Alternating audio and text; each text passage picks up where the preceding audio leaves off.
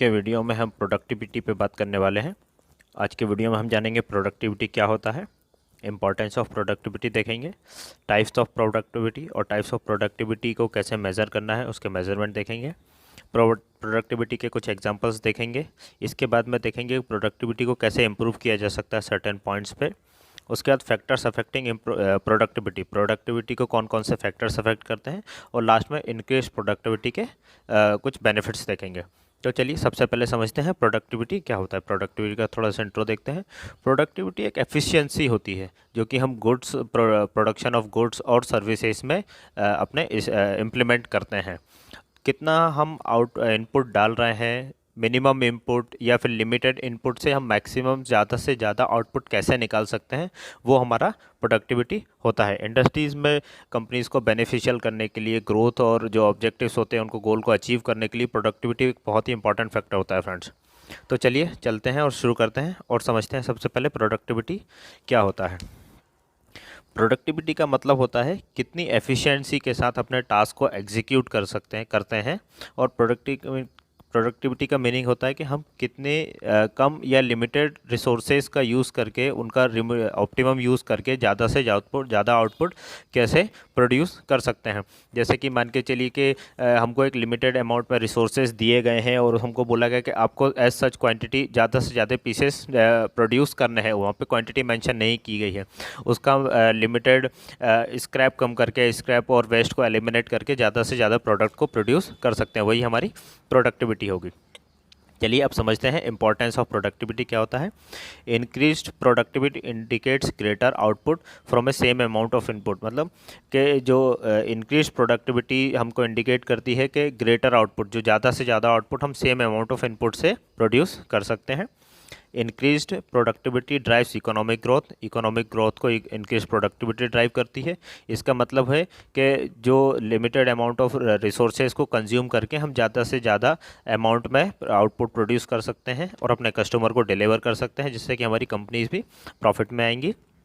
Being more productive individuals can complete their work efficiently. ज़्यादा productive जो individual जो workers होते हैं, अगर वो प्रोडक्टिव हैं तो वो अपने काम को अच्छे से एफिशिएंटली काम करते हैं।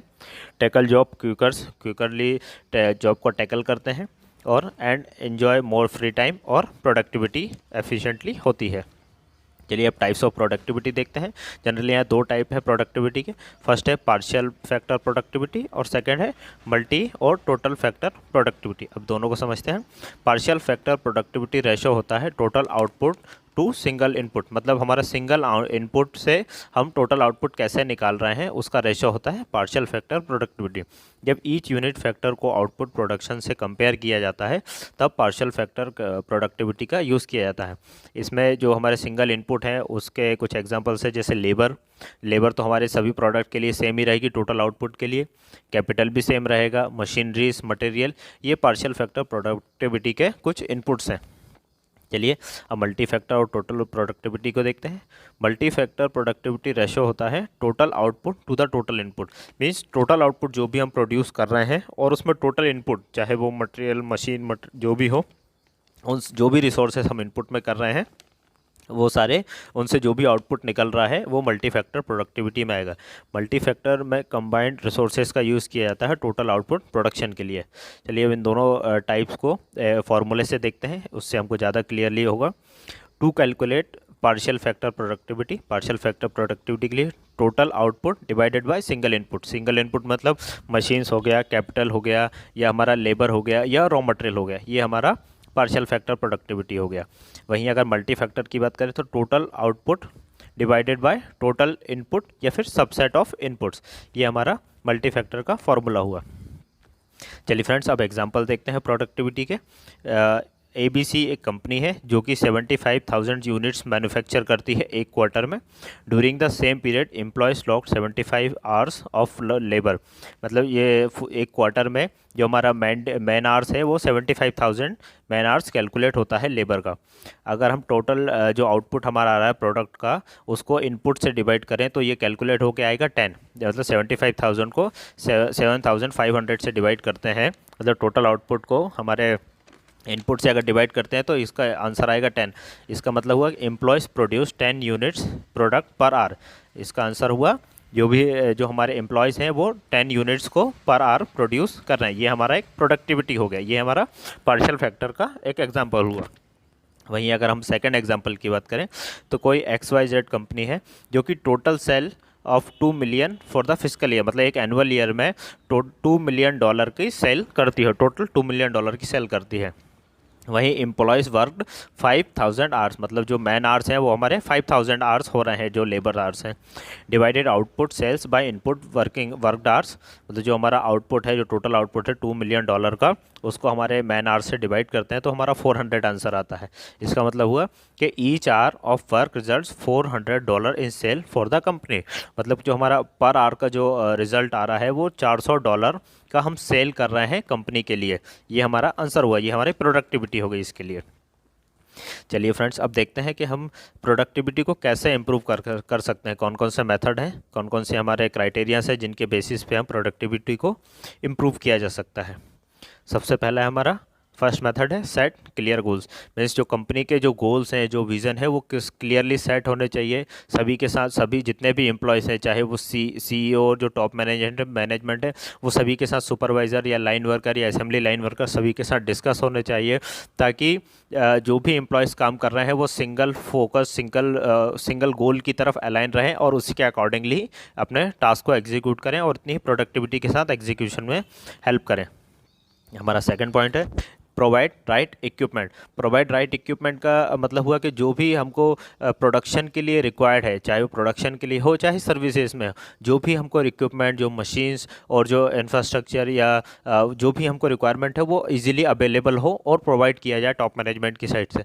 जैसे कि मान के चलिए कोई हैवी फैब्रिकेशन या हैवी इंजीनियरिंग की इंडस्ट्री है और वहाँ पर लिफ्टिंग का कोई जॉब होता है जो टन्स में होता है, मतलब 10 टन 50 टन या 100 टन का हो, और वहाँ पर अगर ओवरहेड क्रेन नहीं है तो फिर मटेरियल के मूवमेंट में प्रॉब्लम जाएगा, जिससे कि लीड टाइम भी बढ़ेगा मटेरियल के मूवमेंट में ही। तो अगर वहाँ पे ओवरहेड क्रेन अगर अवेलेबल करवाया जाए या फिर कुछ भी ऐसा मैकेनिज्म प्रोवाइड किया जाए जैसे कि मैन पावर कम इंगेज हो, तो वहाँ पे हम एक इक्विपमेंट प्रोवाइड कर सकते हैं जिससे कि लीड टाइम कम होगा और मैन पावर की फ्रस्ट्रेशन कम होगा, साथ ही प्रोडक्टिविटी भी इंक्रीज होगी। चलिए हमारा नेक्स्ट देखते हैं design incentive scheme programmes. Design incentive programmes का मतलब हुआ जो भी हमारे एम्प्लॉयज़ हैं, जो वर्कर्स हैं, जो अच्छा परफॉर्म कर रहे हैं, उनको हम इंसेंटिव दे सकते हैं। जैसे कि हमने एक टारगेट किया है कि पर ऑपरेटर या पर बेल्डर या फिर पर एम्प्लॉय इतना प्रोडक्शन, इतना शिफ्ट में या इतना क्वार्टर में इतना प्रोडक्शन चाहिए हमको, मान के चलिए से 1000 पीसेस प्रोडक्शन में चाहिए। तो अगर 1000 पीसेस कोई प्रोडक्शन करता है तो फिर हम उसको इंसेंटिव दे सकते हैं, चाहे उसको एक्स्ट्रा वेकेशंस दे प्रोवाइड किया जा सकता है या फिर बोनस प्रोवाइड किया जा सकता है या फिर कुछ भी एडिशनली उसको बेनिफिट प्रोवाइड किया जा सकता है कंपनी की साइड से, जिससे कि जो रिमेनिंग एम्प्लॉयज़ है उनको भी मोटिवेशन मिलेगा। चलिए हमारा नेक्स्ट देखते हैं प्रायोरिटाइज। प्रायोरिटाइज का मतलब हुआ कि इसको एक एग्जांपल से समझते हैं फ्रेंड्स। जैसे कि किसी कंपनी के पास XYZ कंपनी है, उसके पास 4 से 5 क्लाइंट्स हैं, कस्टमर्स हैं, जिनको उसको सप्लाई करना है और सभी के प्रोडक्ट्स अलग अलग हैं। तो हमको प्रोडक्ट को प्रायोरिटाइज करना है कि हमको कौन से कस्टमर को पहले सर्व करना है, मीन्स किसका डिलीवरी टाइम, डिलीवरी शेड्यूल बहुत टाइट है और जो इमीडिएटली डिलीवरी प्रोडक्ट करना है, तो हम उसको उस डिलीवरी शेड्यूल के अकॉर्डिंगली अपने प्रोडक्ट को और अपनी कंपनी को प्रायोरिटाइज करके रन करवा सकते हैं। इसके बाद नेक्स्ट देखते हैं रेगुलर फीडबैक। रेगुलर फीडबैक मतलब जो भी हमारे एम्प्लॉयज़ हैं उनसे रेगुलर फीडबैक लेना है, प्रोसेस के बारे में, प्रोडक्ट के बारे में, मशीन्स का, या कैसे एग्जीक्यूशन हो रहा है, या फिर जो वहाँ पे इन्वायरमेंट चल रहा है, या फिर जैसे हम कुछ 5S का इम्प्लीमेंटेशन करते हैं या कोई कापा का इम्प्लीमेंटेशन करते हैं तो उसका फीडबैक ले सकते हैं। फ्रेंड्स 5S और कापा पे हमने वीडियो बनाया हुआ है, मैं आई बटन पे भी लिंक शेयर करूंगा और डिस्क्रिप्शन में भी आप जाके देख सकते हैं। और चैनल पे भी मैंने प्रोडक्शन और क्वालिटी के लिए बहुत सारे वीडियोस बनाए हुए हैं, आप वहां जाके भी देख सकते हैं। तो हमको रेगुलर फीडबैक लेना है अपने एम्प्लॉय से, ताकि हमको क्या चेंजेस आगे प्रोसेस प्रोडक्ट में करने हैं या डिपार्टमेंट वाइज कोई फीडबैक लेना है, तो वो सारे हम ले सकते हैं।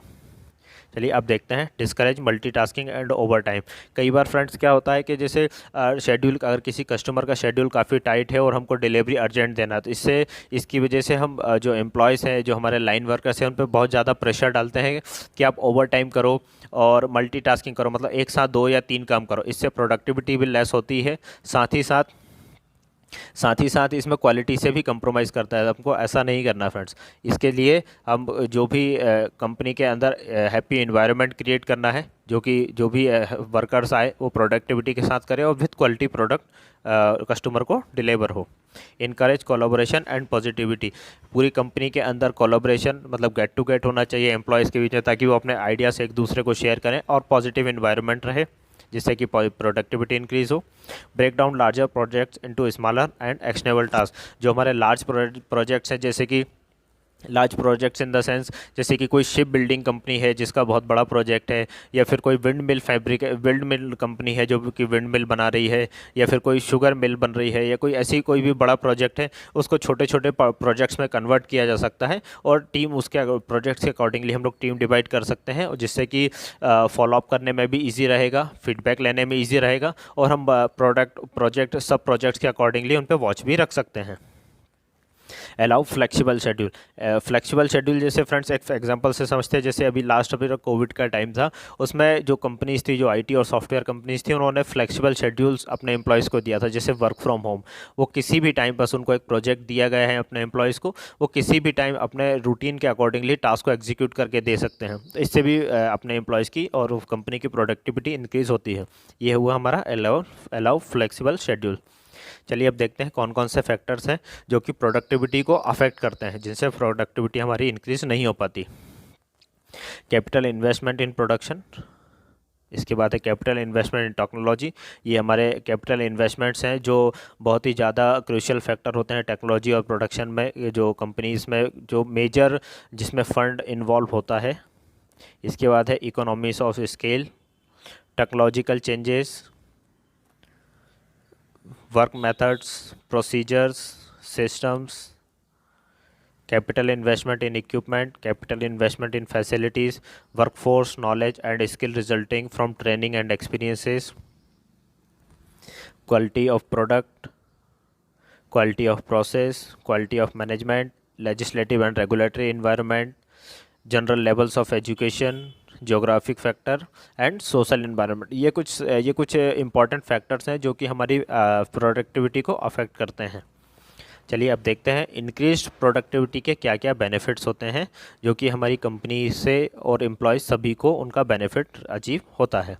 फर्स्ट है हमारा अफेक्टिव यूटिलाइजेशन ऑफ रिसोर्सेज का अफेक्टिव यूटिलाइजेशन होता है।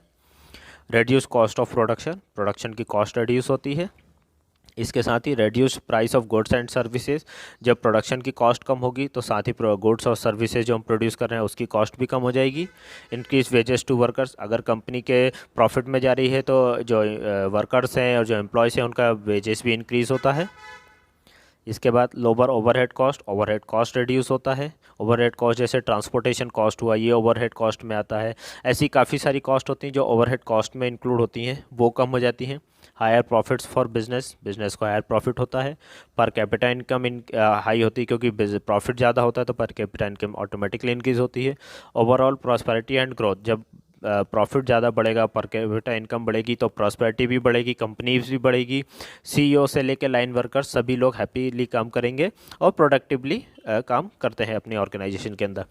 तो चलिए फ्रेंड्स, मुझे आशा है आज का वीडियो प्रोडक्टिविटी के बारे में आपको काफ़ी कुछ समझ में आया होगा, काफ़ी कुछ आपने सीखा होगा। वीडियो को लाइक कर, चैनल को सब्सक्राइब करो, नोटिफिकेशन वाले बेल आइकन को भी प्रेस करें और अपने फ्रेंड्स और रिलेटिव के साथ भी शेयर करें। Thank you friends, thanks.